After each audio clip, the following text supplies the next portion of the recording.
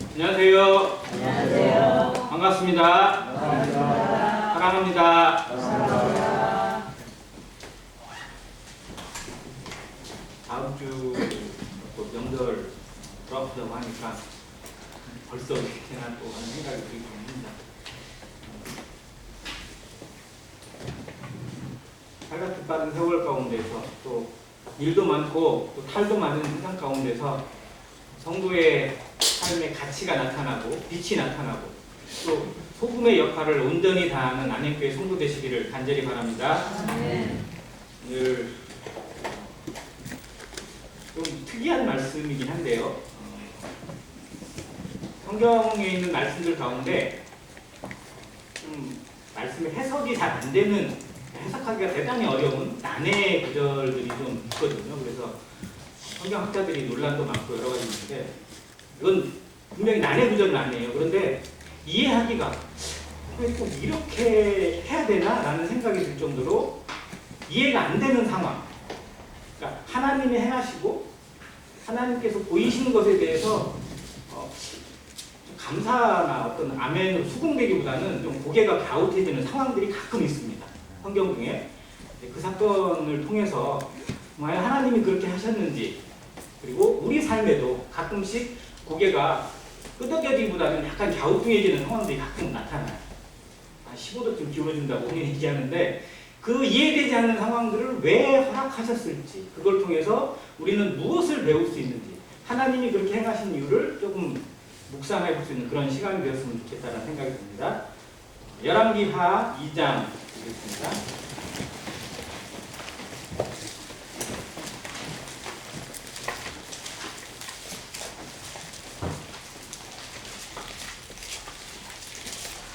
열왕기하 2장 23절과 24절 딱 두 구절인데요. 다시 한번 읽도록 하겠습니다. 23절입니다. 시작. 엘리사가 거기서 베델로 올라가더니 그가 길에서 올라갈 때에 작은 아이들이 성읍에서 나와 그를 조롱하여 이르되 대머리여 올라가라, 대머리여 올라가라 하는지라. 엘리사가 뒤로 돌이켜 그들을 보고 여호와의 이름으로 저주하매 곧 술에서 앙금 불이 나와서 아이들 중에 42명을 찢었더라. 아멘 되세요?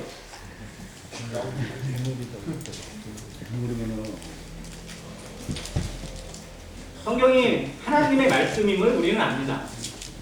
또 성경이 기록했다면 왜 하나님이 그렇게 하셨을지 분명히 하나님의 뜻이 있을 거라고도 생각합니다. 그럼에도 불구하고 이 상황은 뭐지? 하는 생각이 들 때가 가끔 있다는 거죠. 우리의 모든 일상을 하나님이 주관하시는 줄 우리가 믿고 압니다. 그럼에도 불구하고 내게 주어지는 하루하루의 일상이나 또 어떤 뜻하지 않은 사건들을 만나게 되면 왜 하나님께서 이렇게 하시지라고 고개가 갸우뚱해지는 것들이 우리의 현실이기도 합니다. 이 말씀을 통해서 왜 하나님께서 이렇게까지 하셨을까? 몇 명이 죽었다고요? 42명을 누가? 무엇이? 곰이 어떻게 했어요? 그럼 상상을 해보세요. 그림으로. 그냥 애들이 죽은 게 아니에요. 어떻게 했어요? 곰이 나와서 곰이 애들을 찢어 죽였어요. 누가 하신 거예요, 이게? 곰이 한 거예요? 하나님이 하신 거예요? 하나님이 하신 겁니다. 왜 하나님이 이렇게 하셨을지. 좀 잔인하잖아요. 애들이 왜 죽임을 당했어요? 누구를? 엘리사를 조롱했기 때문에. 자, 그러면 사람을 조롱하거나 약 올리면 곰이 나와서 찢어 죽인다. 이게 아멘 되세요? 요즘에 살아가는 혼자들은 할아버지하고도 싸우고 할아버지도 약 올리고 막 그러는데 정말 그때마다 하나님이 그냥 그대로 징계하신다 그러면 아멘 되시겠어요?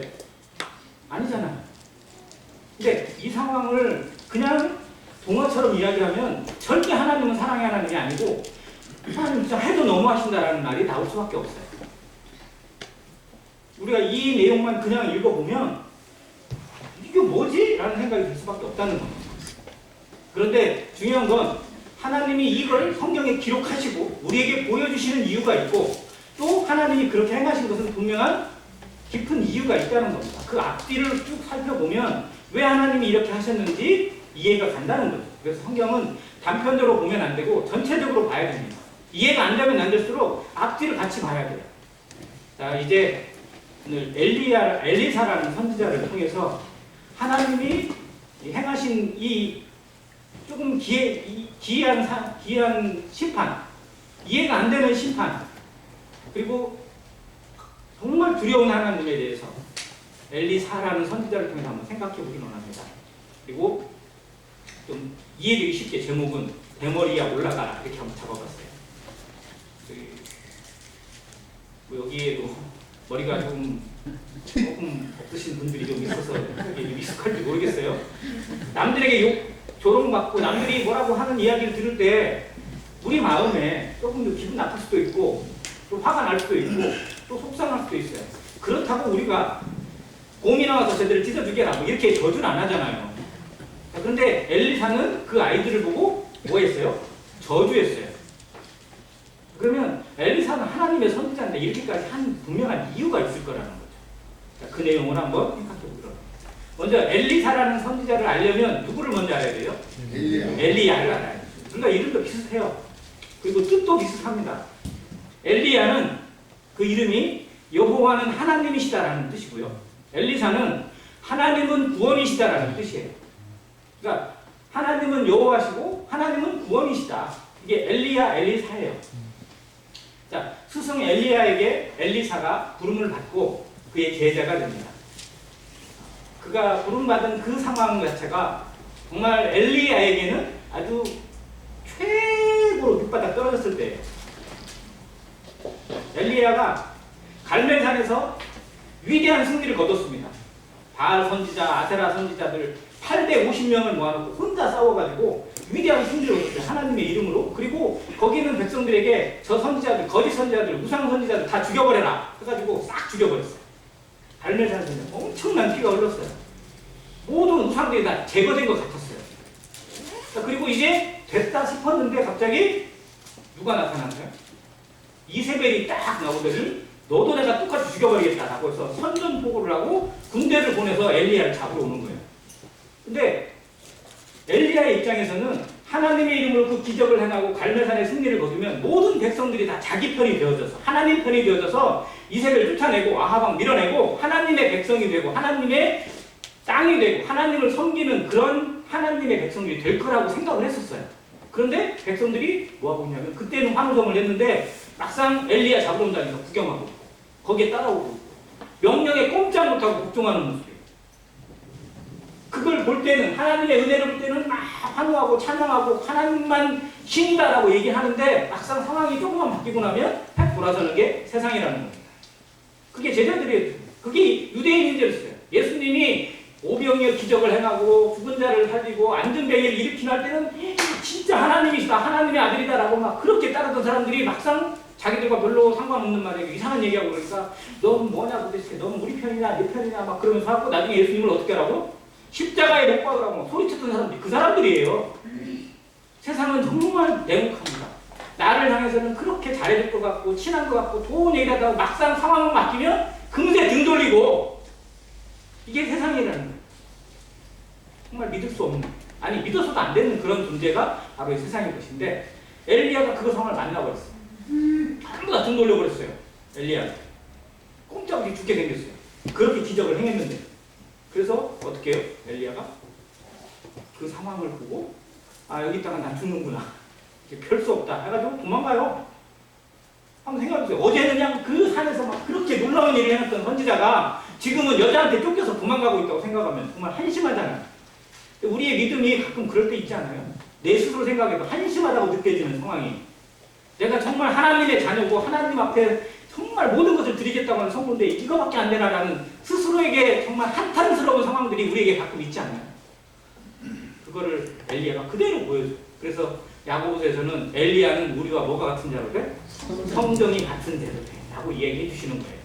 자, 그래서 도망갔다가 광야까지 끝처리까지 도망갔어요. 그리고 나무 그늘에 딱 누워가지고 생각해보니까 진짜 희망도 안 보이고 이렇게 살아봐야 뭐 하나 생각이 들어가지고 하나님 앞에 탄식하면서 한탄하면서 얘기하는 게 조카 어머니 이제 내 생명을 취해 주십시오. 나 죽여주십시오. 나 데려가십시오. 라고 하면서 하나님 앞에 투정 부리고 있어요. 하나님이 그를 천사를 보내가지고 죽이는 게 아니고 때리는 게 아니고 어루만지세요. 피곤하지 힘들지 해가지고 까마귀를 통해서 먹을 것 갖다 주고 천사를 통해서 위로하고 그래고 힘을 내서 40일 동안 가게 해요. 어디로? 하나님의 산 호렙으로. 모세를 부르셨던 그 산 호렙으로 다시 엘리야를 데려가십니다. 그래서 그 속에서 다시 소명을 주시는 거예요. 그래서 그때 준 소명이 세 가지인데 너는 가서 누구누구에게 기름을 부어서 뭐대가 되게 하고 누구에게 기름을 부어서 뭐가 되게 하고 마지막 한 가지가 가서 사밧의 아들 엘리사에게 기름을 부어서 너를 위해서 선지자가 되게 하라라고 해요. 그리고 바로 누구에게 가냐면 엘리사에게 가요. 그렇게 해서 엘리사를 만납니다. 그러니까 마지막 모든 걸 다 버리고 희망을 버리고 다 끝났다고 생각하는 순간에 하나님이 엘리사를 보여주신 거예요. 그래서 엘리사에게 가서 겉옷을 던졌더니 엘리사가 내가 부모에게 작별 인사를 해야 되고 어떠해야 되고 시간 좀 주십시오 그랬더니 내가 너에게 어떻게 했느냐 라고 단호하게 얘기해요. 그러자 엘리사가 다 버리고 그가 진짜 부잣집이거든요. 소 몇 마리? 12결이 소. 그럼 몇 마리예요? 한 결이는 2마리거든요. 2마리가 짝이니까. 12결이면 24마리를 가는 거예요. 24마리를 이용해서 밭을 갈고 있어요. 기술도 정말 대단한 청년이죠. 그리고 부자를 수가 24마리 있으면 얼마나 부자겠어요, 당시에. 그러니까 부잣집 청년이에요. 그리고 정말 어떻게 보면 부모에게 순종하고 부모를 향해서 헌신하고 있고 정말 열심히 살아가는 청년이었다고 생각이 되어집니다. 근데 따라오라고 하는 거예요. 그러니까 부모에게 작별하라고 하는 날미를 좀 달라고 하니까 엘리야는 바로 거절을 해요. 그게 아니다. 그러니까 거기에 순종해서 소 한 마리 바로 잡아요. 자기가 갈던 소를 잡아서 번제로 드리고 하나님 앞에 태우고 바로 부모님을 작별시키고 엘리야를 쫓아갑니다. 그렇게 해서 엘리야의 제자가 돼요. 약 8년 정도 그가 엘리야를 수행하고 엘리야가 행하는 모든 말씀이나 기적이나 하나님의 뜻을 보면서 엘리야에게 마지막 순간에 함께 있었어요. 요단강입니다. 요단강에서 하나님이 엘리야를 불러 올리셨어요. 죽음을 보지 않고 올라간 인생이 둘입니다. 첫 번째는 에녹이고 두 번째는 엘리야예요. 근데 또 한 사람이 애매한 사람이 있는데 그 사람이 모세예요. 모세는 누가 죽었는지 안 죽었는지도 몰라요. 무덤도 없고 아무것도 없어요. 그래서 누구는 모세도 그냥 하나님이 데리고 올라갔을 거라고 하는 사람도 있고 그랬는데 정확히 알죠. 성경이 보여주지 않으니까. 그런데 아무튼 확실히 보여준 두 인물은 에녹이고 그리고 엘리야예요. 엘리야는 불병거와 불말을 타고 올라갑니다. 그러니까 에녹은 그냥 하나님이 데려가셨는데 엘리야는 직접 보여주셨어요. 그리고 그걸 직접 가장 가까이서 본 사람이 엘리사입니다. 자, 엘리야가 떠나기 전에 하나님 앞 부름받아 올라가기 전에 자기를 따르는 엘리사가 너 이제 좀 떨어져 있어. 난 가야 되니까 너 나와라. 좀 떨어져 있어. 따라오지 마. 그랬더니 내가 죽으면 죽었지 결코 떨어지지 않겠습니다. 라고 계속 하고 끝까지 가요. 죽음을 목격하겠다는 거예요. 하나님이 어떻게 하시는지 보겠다는 거예요. 그래서 그에게 네 소원이 뭐냐? 라고 이렇게 엘리야가 물어봤어요. 자, 여러분 소원이 뭡니까? 라고 물어보면 뭐라고 하죠? 우리 동화 나오잖아요. 네 소원이 뭐냐? 라고 물어보면 아무튼 얘기할 거 많잖아요. 그런데 엘리사는 뭘 얘기했어요? 당신의 영감이 내게 갑절이나 있기를 원합니다. 다른 거 안 합니다. 정말 하나님 앞에 합당한 소원이 아닐까요? 솔로몬이 하나님 앞에 드렸던 소원하고 정말 비슷한. 솔로몬은 부도 명예도 뭣도 아니라 뭐를 원했어요? 지혜를 원했어요. 그리고 엘리사는 당신의 영광이 하나님께 받은 그 영성 능력이 나에게 2배로 있기를 원합니다. 여러분도 그렇게 기도하시기 바랍니다. 하나님께서 나에게 이 영성을, 이 믿음의 능력과 이 하나님 앞에 이 선한 충성의 마음을 2배로 들려달라고, 아니 곱줄로 올려달라고, 배가 되게 해달라고 기도하시기 바랍니다. 하나님 앞에 살아가는 자세가 그래야 됩니다. 하나님이 그런 사람을 더욱 쓰실 것입니다. 그런데 그냥 현실에 만족하고 그냥 있는 것에 만족하고 그것도 빼려고 하는 그런 모습이 아니라 정말로 갑절로 되기를, 하나님이 나 같은 것도 사용하신다면 기꺼이 나를 2배로, 4배로, 10배로 그 이상으로 쓰기를 바랍니다. 사용되기를 바라는 담대한 마음, 이것이 참 믿음이라고 생각이 들었어요. 엘리사가 그걸 원했어요. 그랬더니 엘리야가 네가 감당할 수 없는 걸 나한테 요구한다라고 얘기를 했었어요. 그런데 뭐라고 얘기했냐? 하나님이 너에게 증거를 보여주시면 너한테 그렇게 이루어질 것이다 라고 얘기를 했거든요. 그 증거가 뭐였냐면 그의 옷자락이었어요. 자, 엘리사가 처음 부름 받을 때 그 옷을 받았거든요. 엘리야가 던졌어요. 그래서 자기한테 걸쳐줬거든요. 그 옷을 엘리야가 다시 마지막 순간에 떨어뜨려요. 올라가면서. 그건 그대로 엘리사가 받아요. 자, 엘리야가 올라갈 때 행했던 기적이 있어요. 가면서 막 요단강을 옷으로 막 쳤더니 어떻게 됐어요? 요단강이 막 갈라지는 거예요. 신기한 능력. 그리고 그와 함께 하늘에서 불병거가 내려와서 엘리야를 태우고 막 회오리 바람에 올라버리거든요. 그걸 보면서 막 하나님 왜 우리 스승을 데려가십니까? 라고 엘리사가 쫓아가면서 뭐 해서 똑같이 요단강을 때렸어요. 그 옷으로. 그랬더니 어떻게 돼요? 갈라지는 거예요. 그러니까 뭐예요? 하나님께서 엘리사가 기도했던 그 소원을 들어주셨음을 그 증거로, 그 이적으로 보여주신 거예요.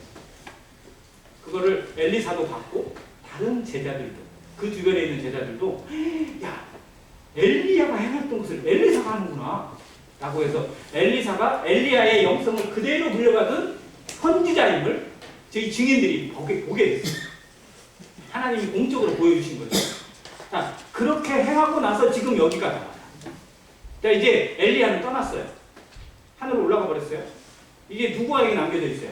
사역이 엘리사에게 남겨져 있어요. 엘리사가 남겨져서 이제 처음으로 행한 일이 그 앞절에 나와 있는 19절부터 나오는 19절에 있는 사건, 그리고 뒤에 있는 23절의 사건, 두 사건이 나옵니다. 엘리사가 선지자로 부름받고 최초로 행한 두 가지가 너무 대조적이에요. 첫 번째 있는 것은 여리고라는 그 동네에 고을에서 행한 건데, 그 동네에 사람들이 요청을 했어요. 우리가 정말 땅도 좋고 다 좋은데 뭐가 안 좋아요? 물이 안 좋아요. 물이 안 좋아가지고 한번 생각해보세요. 다 좋은데 물이 안 좋아. 그러면 다 안 좋은 거예요, 결국은. 물은 생명의 근원이잖아요. 거기에 당시에 농사짓고 뭐 하는 사람들이 물이 안 좋다 보니까 아무리 좋은 땅에서도 흐르는 물이나 그 뿌리는 물이 안 좋으니까 제대로 토산이 나오지도 않고 열매가 제대로 맺히지도 않고 그냥 중간에 빠져버리거나 썩어버리거나 하는 것들이 나오고 곡식도 제대로 안 자라는 거예요. 그래서 이 물을 근원을 좀 고쳐달라고 라고 얘기하니까 엘리사가 소금을 이 새 그릇에 소금을 담게 해가지고 그거를 물 근원으로 가져가서 거기에 던져요. 이 소금을 던졌을 때 그 물 근원이 깨끗해지게 정하게 돼요. 자, 그러니까 죽음이 있는 곳에 뭐를 내린 거예요? 생명을 준 거예요. 선지자가 하는 일입니다. 죽음이 있는 곳에, 사망이 내려지는 곳에 생명을 선포하는 것이 선지자의 일입니다. 예수님이 하신 일이잖아요. 죽음에 덮여있는 이 세상에 하나님의 빛을 보여주시고 생명의 빛을 보여주신 분이세요. 우리에게 죽음이 덮여있고 죽음으로 가득 차있는 내 인생에, 내 영혼에 하나님의 빛을 보이셔서 예수 그리스도가 찾아오셔서 내게 생명을 보여주셨습니다. 선지자가 하는 일을 예수님이 그대로 보여주셨어요. 엘리사가 그 일을 행했어요. 그래서 선지자로서의 첫 사역입니다. 자, 그런데 두 번째는 상황이 정반대예요. 여기는 뭘 내렸냐면 저주와 죽음을 내렸어요. 그렇다면 첫 번째에 있는 상황의 마을은 하나님을 요청했다는 거고, 두 번째에 있는 이 아이들은 뭐 한 거예요? 하나님을 거역하고 배반했다는 것을 의미합니다. 그곳에 하나님이 공의로 심판하시고 징계하시고 죽음을 내리셨다는 거예요. 하나님을 받아들이기 원하고 하나님 앞에 겸손하게 구하는 자들에게 하나님이 생명을 주시지만 끝까지 거절하는 자에게 하나님이 심판하시고 죽음을 내리시는 것을 피할 수 없다는 것을 이 두 가지 사건을 통해서 유추해 볼 수 있습니다. 선지자의 일이 두 가지입니다. 생명과 심판입니다. 예수님이 하시는 것도 마찬가지입니다. 예수님은 첫 번째 모습으로 오셔서 육신으로 오셨을 때는 이 세상의 모든 세상에 생명을 주시기 위해서 오셨어요. 그러나 다시 재림하실 때는 무엇을 위해서 오세요? 심판하기 위해서 오십니다. 이 두 사건, 엘리사가 처음 행한 두 사건이 바로 예수 그리스도와 그대로 연결되어지는 사역이고 예수 그리스도의 모습을 보여주는 선지자의 그림자라는 것입니다. 우리도 역시 마찬가지예요. 세상을 살아가는 성도로서 하나님의 마음을 가지고 예수 그리스도의 성령을 품고 살아가는 성도들이 세상에 무엇을 줘야 돼요? 생명을 줘야 됩니다. 생명을 줘야 돼요. 생명을 줄 수 있는 것들을 충분히 줘야 됩니다. 그리고 생명을 끝까지 거절하는 인생들에게 뭘 경고해야 돼요? 심판과 죽음을 경고해야 됩니다. 받아들이기 힘들지만, 괴롭지만 그걸 얘기해줘야 돼요. 알려줘야 돼요. 그래서 이 사명을 우리들이 생각하는 그런 시간이기 바라고, 이 내용을 조금 볼게요.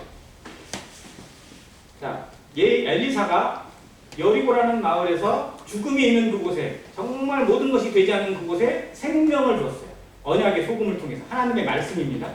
소금을 통해서 하나님의 생명력을 그 마을에 부어주고, 그걸 통해서 이제 다음 마을로 가요. 여리고에서 베델로 올라갔습니다. 자, 베델로 갔는데 거기에 갔더니 길에서 올라갈 때 작은 아이들이 성읍에서 나왔어요. 엘리사는 베델이라는 마을 속으로 들어가고 싶지 않았어요. 베델이라는 동네가 특별한 동네입니다. 여기에는 엘리야가 세운 선지 학교도 있어요. 근데 이 선지 학교는 읍내에 있는 게 아니고 산에 있어요. 왜냐면 읍내 사람들은 이 선지 학교를 전혀 환영하지 않으니까. 근데 대신 읍내에는, 이 사람들의 도시에는 뭐가 있느냐? 여로보암이 세운 송아지 단이 있어요.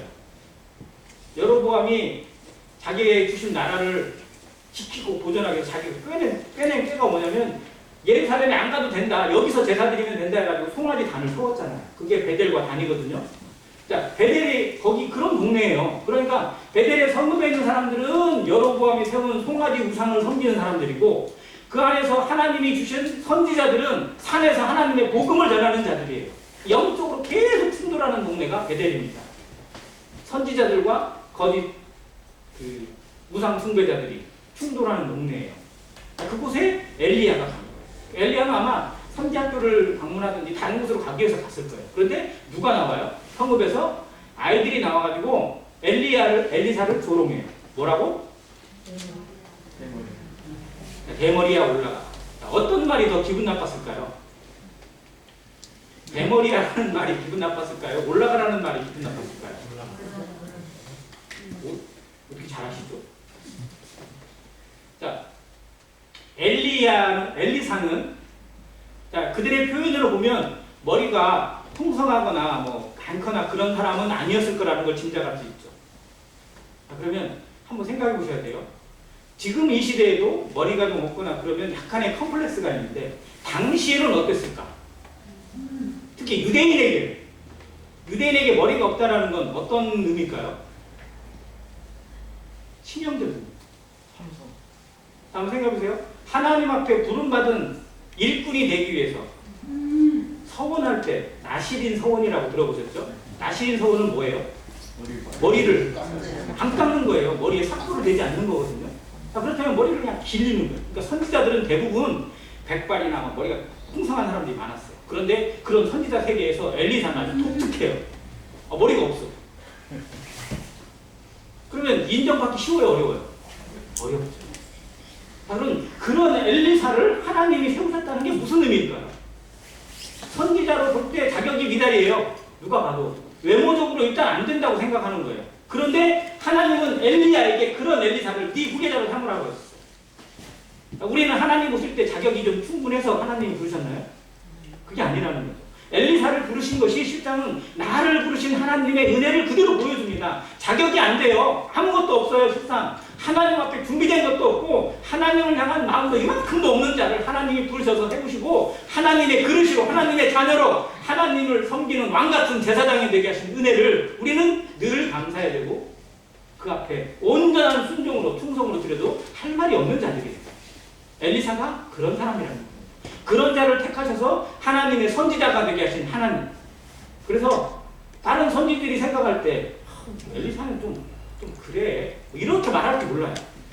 머리도 없고 좀 모양이 좀 그래, 이렇게 말할 줄 몰라요. 그러나 엘리사는 그것에 대해서 본인도 좀 기도하지 않았겠어요? 예를 들면 사도 바울이 기도했던 것처럼 육체의 가시가 있으면 우리에게 그런 연약에 대해서 정말 하나님의 위로를 구하고 또 해답을 구할 때가 없잖아요. 있거든요. 그런데 하나님이 주신 답은 항상 뭐였어요? 내 은혜가 내게 족하다. 이는 내 능력이 약한 데서 온전하여짐이라는 거예요. 그걸 그대로 하신 하나님의 뜻이 있습니다. 우리가 어려운 가운데 있습니까? 건강이 약한 가운데 있어요? 그 가운데 하나님이 왜 부르셨는지 그걸 고쳐달라는 게 아니라 그 가운데 하나님의 뜻이 무엇인지 깨달으면 감사가 넘칩니다. 이것이 성경이 보여주는 하나님의 뜻이라는 겁니다. 내가 바꾸는 게 아니고 하나님이 주시는 의미를 깨닫고 하나님이 왜 그렇게 하셨는지를 깨달으면 그 안에 감사가 있고 능력이 풍성해지고 하나님이 영광이 드러나게 하시는 것입니다. 엘리사가 그런 사람의 증인이라는 거예요. 자, 그래서 엘리사는 그것에 대해 개의치 않았어요. 그러니까 아이들이 뭐 대머리라고 놀리든지 뭐라고 사람들이 이상하게 보든지 그것에 개의치 않고 살아갔던 선지자라고 여겨집니다. 근데 아이들이 말하는 것 중에 대머리야 라는 말도 실상은 무시하는 말이긴 하지만 정말로 진짜로 문제가 되는 말은 올라가라는 말이에요. 자, 여기 조금 살펴볼 내용이 있는데요. 자, 이 조롱하던 아이들 몇 명인지는 몰라요. 근데 나중에 보면 죽은 아이들이 몇 명이에요? 42명. 그러면 최소한 42명은 넘었겠다, 안 넘었겠다? 넘었겠죠. 그러면 대충 어느 정도로 생각하세요? 한 50명쯤 잡을게요. 성경의 숫자적으로 따지진 않겠지만 한 50명쯤 되는 이 아이들이 과연 어떤 사람들일까? 자, 여기 아이들이라고 표현되어 있는 히브리어가 나르라는 단어입니다. 히브리어로. 근데 이 나르가 성경에 어디에 같이 쓰였느냐? 창세기 37장에 보면 요셉이 17살의 아버지를 따라서 순종하고 섬길 때의 소년이라고 하는 기록이 나왔는데 그때 똑같은 표현이 나르예요. 즉 17살 요셉을 표현할 때. 그리고 두 번째는 다윗이 블레셋과 전쟁을 하던 골리앗 앞에 섰을 때의 소년이라고 기록되어 있거든요. 그 단어가 나하로예요. 즉 다윗이 골리앗을 죽이러 섰을 때의 그 모습이 나하로라는 소년이라는 표현이에요. 즉 그러면 어린애예요? 장성한 청소년이에요? 청소년. 어른은 아니죠. 소년이라고 그렇게 있으니까 어른은 아니에요. 그런데 이 유대에서는 몇 살 이상이라고? 12살 이상이라고 합니다. 왜냐하면 유대인들에게 12살은 성인식을 해요. 그래서 12살이 되면 성경에 대해서 어느 정도 해야 되고 자기가 뭘 해야 되고 이런 조건들이 있어요. 그 이상이 되는 아이들에게 쓰는 표현이고요. 자기 의사나 자기의 어떤 것에 대해 책임을 질 만한 나이입니다. 그 아이들이 이 소년들. 자, 그런데 이 사람들이 한둘이 나왔으면 그나마 이해가 됐는데 떼거지로 나왔어요. 집단 행동을 한 겁니다. 즉 이 얘기는 조직적으로 하나님을 대적하고 있는 아이들이라는 거예요. 실제는 그 베델의 모습을 그대로 이 아이들이 담고 있다는 거예요. 하나님을 거역하는 것을 자랑하고 하나님의 선지자를 무시하는 것을 대놓고 자랑하는 죄악의 모습. 세상이요. 숫자가 조금만 많아지잖아요. 그러면 잘못을 해도 잘못이 아니에요. 죄를 지어도 죄가 아니고. 그렇잖아요. 자기 편이 조금 많아지잖아요. 그러면 그게 선이 돼요. 세상은 숫자 놀이로 모든 것을 다 덮으려고 합니다. 이게 정말 무서운 거죠. 그래서 사단은 자기의 숫자를 늘려요. 자기의 숫자를 늘리는 거예요. 그래야 자기 세상이 된다고 생각하고 자기의 것을 그대로 다 이용할 수 있다. 근데 실상 세상이 그래요. 숫자가 많아지면 건들도 못하고 그걸 뭐라고도 못해요.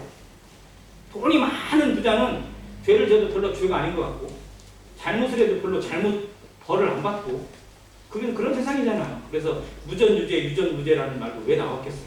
아무튼 세상의 모습이 그런데 이 아이들이 그대로 보여주고 있어요. 떼거지로 나와가지고 선지자 조롱하고 있고 무시하고 있고 대놓고 비방하고 있습니다. 자, 여기에 이 올라가라고 하는 표현인데 자, 올라가라라는 표현이 여러분에게는 어떤 의미로 들리세요? 누가 연상되세요?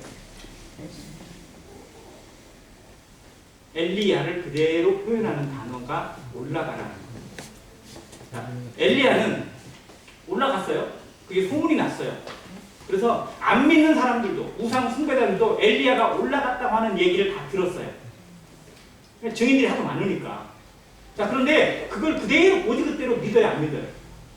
하나님이 그를 데리고 올라가셨다라고 믿을까요? 아니면 아니야 사라졌는데 이들이 이라고 얘기했어 라고 얘기할까요? 안 믿어요. 이게 예수님의 부활하고 똑같은 말이에요. 예수님이 부활하셨는데 불구하고 안 믿는 자들은 예수님이 부활했다고 믿어요, 안 믿어요? 안 믿어요. 그때 당시 총독이나 유대의 그 사람들은 뭐라고 얘기했어요? 소문을?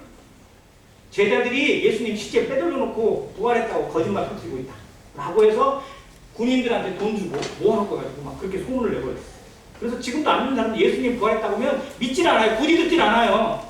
뭔 말도 안 되는 소리 하고 있어. 이렇게 얘기하고 있어. 마찬가지예요. 엘리야가 승천하신 이 하나님의 기적에 대해서 이 우상 숭배자들은 뭐라고 했냐면 살아졌는데 그걸 갖고 이것들이 그냥 좋게 얘기해가지고 올라갔다고 하나님이 데려갔다는 식으로 얘기하고 있는 거야. 그러면서 꺼져라! 꺼져라. 이 표현이 딱 그 표현이에요.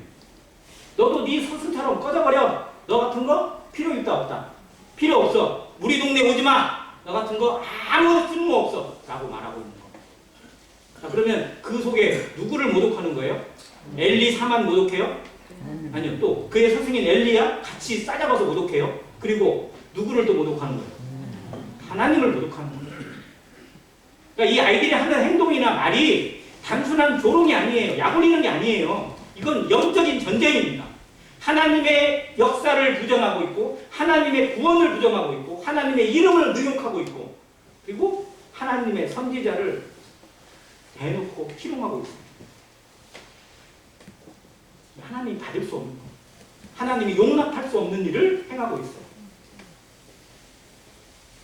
세상이 죄를 지으면서도 죄인 줄을 느끼지 못하고 죄책을 잊어버리고 양심에 화인 맞아서 그래도 되는 것처럼 그래도 아무 문제 없는 것처럼 착각하고 살아가는 이 세상의 모습을 이 베델의 어린아이들이 그대로 보여주고 있습니다.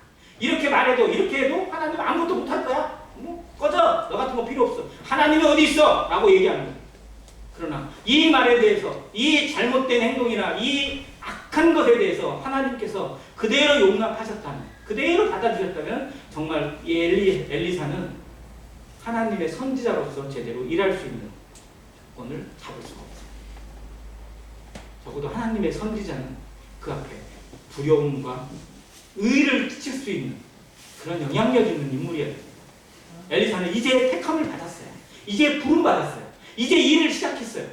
하나님의 역사가 이루어지고 하나님이 그를 통해서 이루셔야 될 일이 정말 많은데 한 번에 꺾이게 생겼어요.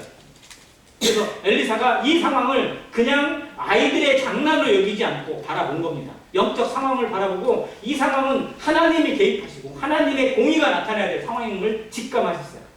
그래서 그게 돌아왔어요.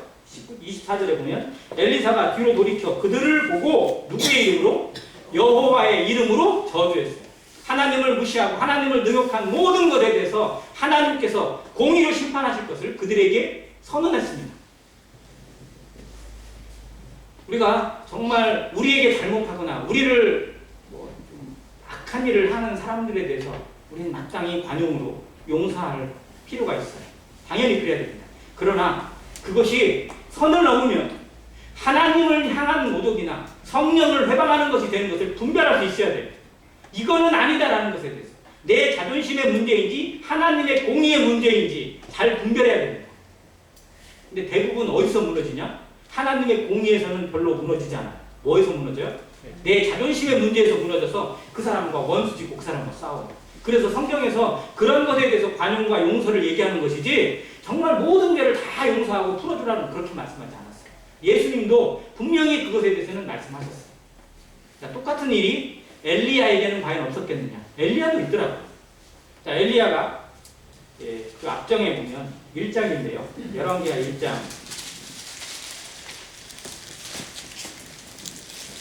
8절에 잠깐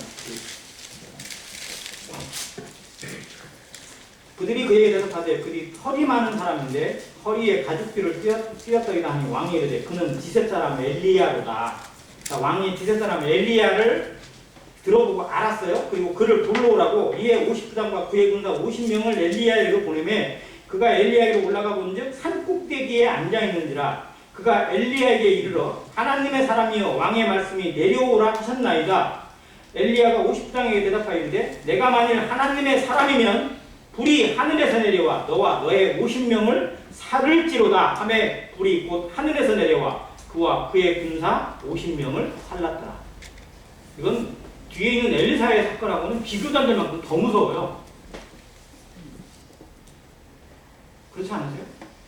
이 50명 군사는 이게 뭔 죄예요?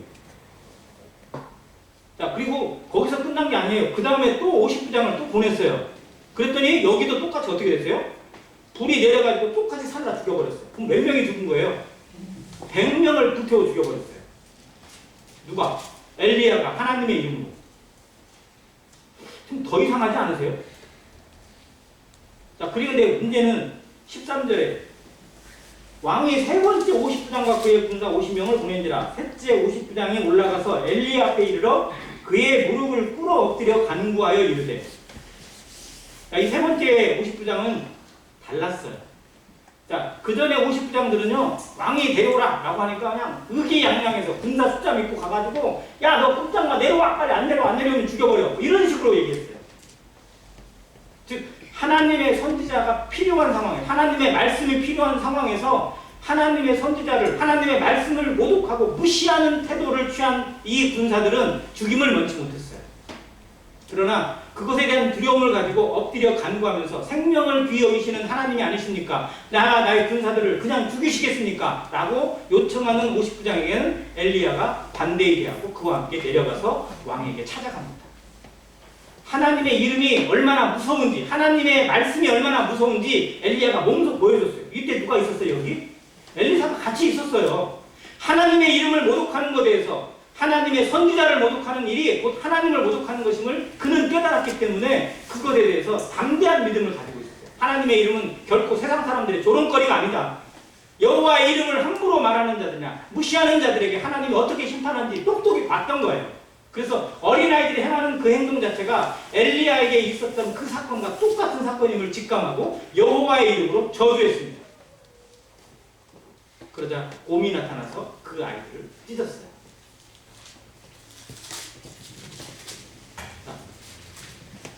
엘리야가 저주했을 때는 뭐가 내려왔다고요? 불이 내려와서 죽였어요.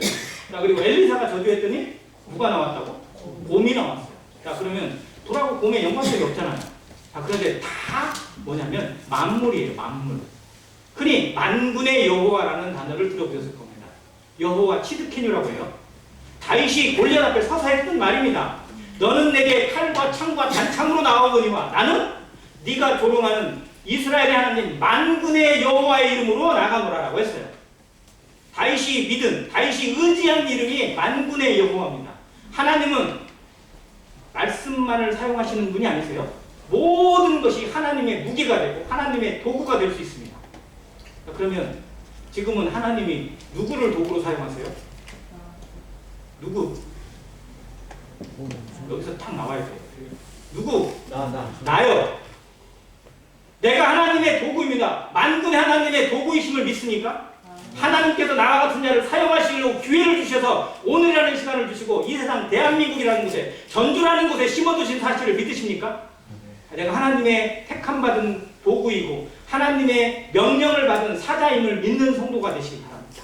하나님은 우리를 헛되이 부르시지 않고 헛되이 구원하시지도 않으셨어요. 하나님의 영광과 하나님의 이름을 드러내고 그 빛과 소금의 역할을 다하라고 우리를 불러내신 것이지 내 마음대로 살고 네 뜻대로 살아가라고 우리를 구원하신 것은 결코 아니라는 사실을 온전히 믿으시기 바랍니다.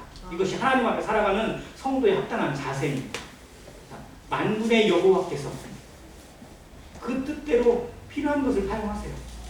그래서 우리 손에 들려있는 게 중요한 게 아니에요. 우리가 가지고 있는 게 중요한 게 아닙니다. 내가 하나님의 도구인지 아는 것이 중요한 거예요. 그렇다면 하나님은 아무것도 아닌 것으로 어린아이가 가졌던 도시락 뭐라고 하죠? 어린아이가 갖고 있던 도시락 뭐예요? 오병이어예요. 오병이어. 그것으로 얼마를 먹이셨어요? 5,000명. 어린아이와 여자들까지 포함하면 약 2만 명이 넘는 사람들을 그 자리에서 다 먹였어요. 그리고 남았어요? 안 남았어요? 남았어요. 12광배나 남았어요.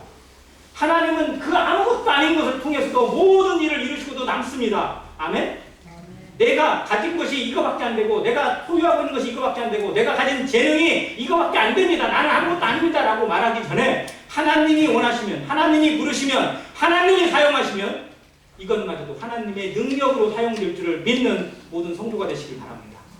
중요한 건 순종입니다. 중요한 건 자기를 드리는 것이지 내가 가지고 있고 내 스펙이 얼마냐 이게 중요한 게 아니에요. 하나님은 모든 것을 통해서 하나님의 역사를 이루시는 만군의 여호와이심을 믿으시기 바랍니다. 자, 엘리사가 이걸 그대로 보여줍니다. 그래서 두려움이 깃었어요. 하나님의 승리가 그 동네에 선포됐습니다. 숫자만 있으면 어린아이들이지만 그 숫자로 떼거지로 가가지고 선지자 조롱하고 그냥 무시하면 그냥 선지자 꼼짝도 못하고 도망가듯이 그냥 쫓겨날 거로 생각했던 이 베델 성에 하나님이 저주를 내리셨어요. 죽음을 내리셨어요. 심판을 선포하셨습니다. 하나님이 말씀이 승리하고 하나님의 영광이 드러나는 것을 엘리사라는 선지자를 통해서 이 베델이라는 동네에 똑똑히 보여주셨습니다. 우리가 하나님의 증인입니까? 여호와의 증인들, 뭐 이 사람들이 진짜 증인이 아니고 누가 증인해야 돼요? 우리가 증인, 내가 증인이 돼야 돼요. 나는, 나의 삶은, 나의 말은, 나의 행동 하나는 하나님을 드러내고 있는 하나님의 거울입니다. 하나님의 표시야 돼요. 하나님의 사자들입니다. 그래서 우리의 삶에 더욱더 두려움과 떨림이 있어요. 말 한마디에, 행동 하나하나에. 믿지 않는 자들이 나를 통해서 하나님을 볼 수 있기를 기도해야 되고, 그 사람들에게 두려움을 끼칠 수 있는, 아니 두려움보다 은혜를 먼저 줄 수 있는 온유한 말과 겸손함이 우리에게 묻어나기를 기도하시길 바랍니다. 그래서 동시에 하나님을 향한 두려움이 그들에게 전해질 수 있는 그러한 삶이 되기를 기도하시기 바랍니다. 엘리사가 보여준 이 놀라운 간증은 단순히 어린아이들의 조롱 때문에 그들의 생명을 취한 하나님이 아니라 하나님은 살아계시고 하나님은 절대 사람들에게서 좌우되는 분이 아님을 그대로 증명해 줍니다. 네. 이와 비슷한 사건이 신약에도 있다. 사도행전 한 구절 보겠습니다. 사도행전 5장 여기 보고 마치겠습니다. 사도행전 5장은 우리가 너무나 잘 아는 유명한 아나니아와 삽비라 사건입니다. 자, 여러분 아나니아와 삽비라 사건을 들었을 때 아멘 되셨어요? 찔리지 않으셨던가요? 좀 그런 식으로 설교하는 목사들도 있어요. 헌금 떼먹지 마세요. 헌금 떼먹으면 하나님이 정말 무서운 심판 낼 수 있습니다. 이렇게 겁주는 목사들도 분명 있어요. 이 사건을 가지고 그렇게 얘기할 수도 있어요. 근데 저는 그렇게 얘기하고 싶진 않습니다. 다만 아나니아와 삽비라가 왜 죽었을까요? 왜 죽을 수밖에 없었을까요? 하나님이 왜 그들을 죽이셔만 했을까요? 왜 베드로는 그들에게 죽음을 선포했을까요? 그러니까 이 부분을 좀 알아야 돼요.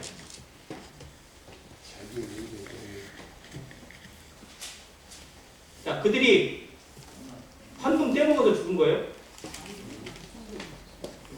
그럼 좀 위안이 되나요? 헌금 떼먹어서 죽은 건 분명 아니에요. 자, 근데 그들이 왜 죽었냐면 첫 번째는 그들에게 뭘 내라고 요구하지도 않았어요. 누가 낸 거예요? 자기들이 자원해서 냈어요. 자, 그런데 왜 자원해서 냈느냐 의도가 중요해요. 이게 앞장에 4장 후반부에 있는 요셉, 즉 바나바가 했던 일이 그대로 여기에 연결이 되어져요. 바나바는 정말 마음이 너무 온유하고 모든 사람들을 품어주는 넓은 정말 태평양 같은 마음을 가진 그런 성도였어요. 근데 그가 가지고 있는 재산이 많지 않은 겁니다. 구부러 있는 땅, 밭을 사가지고 그걸 다 팔아가지고 그걸 어떻게 한 거예요? 그 가난한 성도들과 함께 나누기 위해서 사도들한테 그냥 줬어요. 자기가 나눠준 게 아니에요. 사도들에게 맡겼어요. 사도들이 정말 필요한 데 쓰라고. 자, 그래서 사도들이 그 자원함으로 행한 그 바나바 같은 성도를 존중하고 칭찬해줬어요. 그런데 한번 생각해보세요. 바나바가 칭찬받은 것이 그 밭을 팔아서 냈기 때문에 칭찬받은 거예요? 그의 삶으로 칭찬받은 거예요? 그의 삶이에요. 삶의 본질이 그는 기본적으로 사람들을 섬기고 도와주고 위로하고 하는 것에, 그래서 오직 하면 별명이 바나바예요. 이름이 바나바가 아니에요. 별명이 이름이 된 사람이 바나바거든요. 권위자라는 뜻이에요. 자, 그런 이 바나바가 정말 그 행동으로 칭찬받고 사람들에게 인정받고 거의 사도에 준하는 능력으로 함께 일하는 동역자가 되는 모습을 아나니아가 보는 거예요. 와, 저거다. 이제 나를 드러낼 수 있는 기회다 라고 싶어가지고 자기도 바나바처럼 인정받고 싶어서, 즉 자기도 사도처럼 일할 수 있는 사람이 되기 위해서 자기의 소유를 팔았어요. 이걸 팔아야 되니까 좀 아깝긴 했겠죠, 살면서. 그래서 막상 부인하고 항의해가지고 이제 야, 내긴 내야 되는데 얼마 낼까? 막 둘이 막 하다가 어떻게 했어요? 전부 낸 거예요? 아니면 감췄어요? 얼마를 감췄는지는 모르지만 제 생각에는 한 반절 이상 감추진 않았을 것 같아요. 그래서 조금 감추고 조금 더 많이 내지 않았을까 싶긴 한데 중요한 건 액수가 중요한 게 아니고 뭐예요? 그의 의도가 중요한 겁니다. 그가 무엇을 위해서 그걸 냈느냐는 거예요. 정말 가난한 자를 돌아보고 하나님의 긍휼의 마음으로 그들을 섬기기 위해서 냈느냐? 아니라는 거예요. 그 자리를 탐낸 거예요. 사람들의 인정을 받기 위해서, 그 사도의 직분을 갖기 위해서. 근데 사도의 직분은 그렇게 가지면 돼요, 안 돼요? 안 되는 거예요. 이건 교회가 시작되어서 예루살렘 교회가 이제 흥황되고 있는데 죄를 뿌려버리는 거예요. 성령의 역사를 완전히 가로막는 있을 수 없는 일이 이 가운데 벌어지고 있어요. 이 일이 만약 드러나게 되고 이 일에 용납이 되어지고 이 일이 사람들에게 소문이 나고요. 그러면 어떻게 되겠어요? 교회가 아니에요. 그래서 베드로는 이것을 알아보고 간파를 했어요. 바로 성령의 능력으로. 이 일은 절대 용납해서는 안 되는 것임을 깨닫고 그에게 다시 들어오고. 그래서 그가 했던 말 중에 정말 그 두려운 말이 있어요. 사절에 보면 땅이 그대로 있을 때에는 내 땅이 아니며 한 회도 내 마음대로 할 수가 없더냐. 어찌하여 이 일을 내 마음에 두었느냐. 사람에게 말하는 것이 아니요 하나님에게로다. 너는 나를 속이려고 했지만 나를 속임이 아니라 하나님을 속이고자 했고 모든 교회에 복음을 속이고자 했고 복음을 회당하고자 했다는 그에게 내린 판결 그리고 죽음을 당해. 아무튼 이 사건은 초대교회 상대에 정말 두려운 사건이었어요. 그리고 베드로라는 사도를 정말 새롭게 보게 되는 그런 사건이었습니다. 사도의 능력과 사도의 권위를 누가 세워주시느냐? 하나님이 세워주십니다. 하나님의 이 부르심을 위해서 일하는 성도들, 또 리더들이나 장로들이나 일꾼들은 하나님께서 그것에 대한 세워주시는 것을 감지해야 되고 그 가운데 정말 두렵고 떨림으로 일하게 됩니다. 우리에게 그런 마음이 있길 바랍니다. 하나님 앞에 일하는 것, 하나님과 함께 일한다는 자 그런 마음으로 남들 눈에 보이기 위해서가 아니라 정말 모든 것을 아시고 중심을 살피시는 하나님 앞에 일하고 봉사하는 성도가 되시길 바랍니다. 누구에게 보여주세요. 이걸로 칭찬받고 이걸로 인정받기 위해서 우리가 뭘 해서는 절대 안 됩니다. 하나님 앞에서 하나님이 주시는 마음으로 성령이 주시는 그 뜨거운 마음으로 섬기고 일할 때 하나님이 높여주시고 하나님이 세워주시는 것입니다. 작은 일에 충성된 자를 더 큰 일에 사용하시고 하나님 앞에 더욱더 놀라운 열매를 거두도록 인도해 가시는 하나님을 보게 됩니다. 초대교회가 시작됐을 때 죄를 뿌리려 했던 이 사단의 회방을 하나님께서 거룩의 인도, 심판을 통해서 징계하셨어요. 그러면 아나니아와 삽비라는 지옥 갔을까요?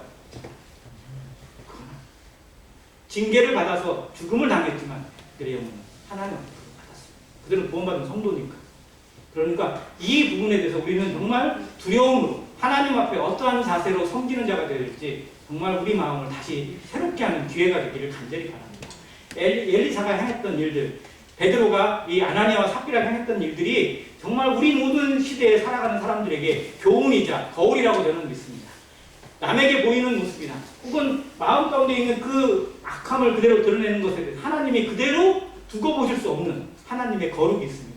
우리가 하나님과 함께 일하는 자라면 하나님과 함께 동역하는 성도라면 이 마음을 잃지 않고 처음 사랑을 가지고 정말 마지막 날까지 주님 오시는 그날까지 착하고 충성된 종의 모습을 지켜가는 모든 성도 되시기를 간절히 바랍니다. 이상입니다.